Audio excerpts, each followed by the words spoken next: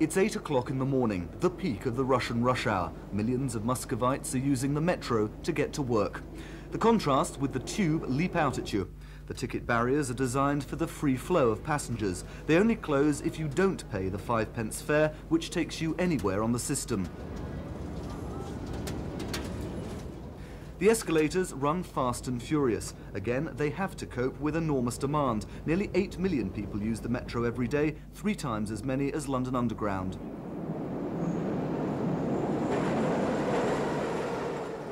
And then there are the trains, never more than 1.5 minutes between them at peak times. A digital timer tells passengers not how long till the next train, but how long since the last one departed. The stations are kept spotlessly clean, and many of them are actually beautiful.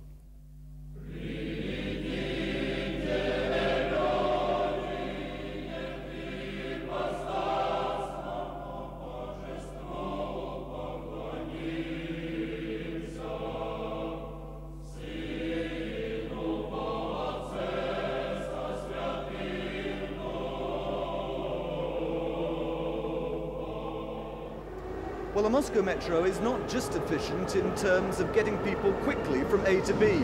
It's also extremely cost-effective. The Soviet state's subsidy to the Moscow Metro last year was just £14 million.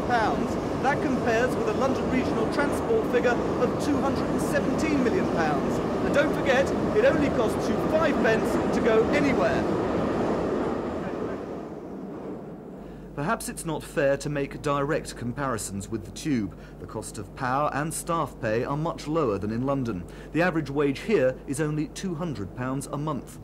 It is also a cheaper system to maintain, but that's because it was a better system in the first place, mostly built under Stalin in the 30s to very high standards.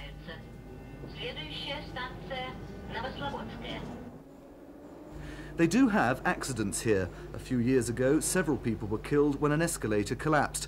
But so far, there's been nothing like the King's Cross disaster, after which London Underground officials visited Moscow to see if there were lessons to be learned.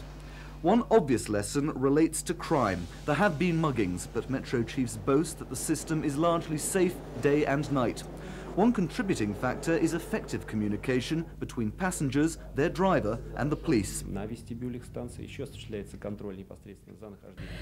On the platform there are policemen, and of course there is also safety ensured inside the cars.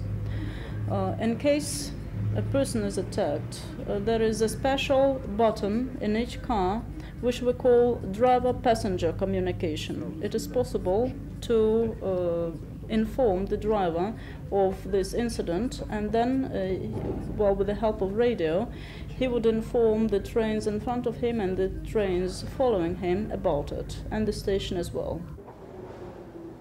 So, the Moscow Metro is cheap and efficient. It's fast, clean, attractive and safe. No wonder its passengers like it. It's the best. Do you think it's beautiful? Вы думаете, это красивое метро? Да. Yes. Потому что наше метро очень удобное, чистота идеальна. It is very clean, in fact.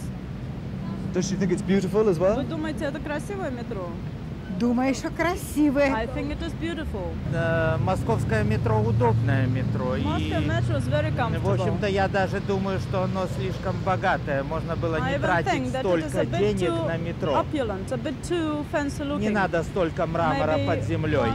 Shouldn't have spent that much money for all the marble. Лучше мрамор сверху. Нью-Йоркское метро, конечно, maybe more marble is needed оно большое. Perhaps the metro is a symbol of how the authorities here would like everything to be.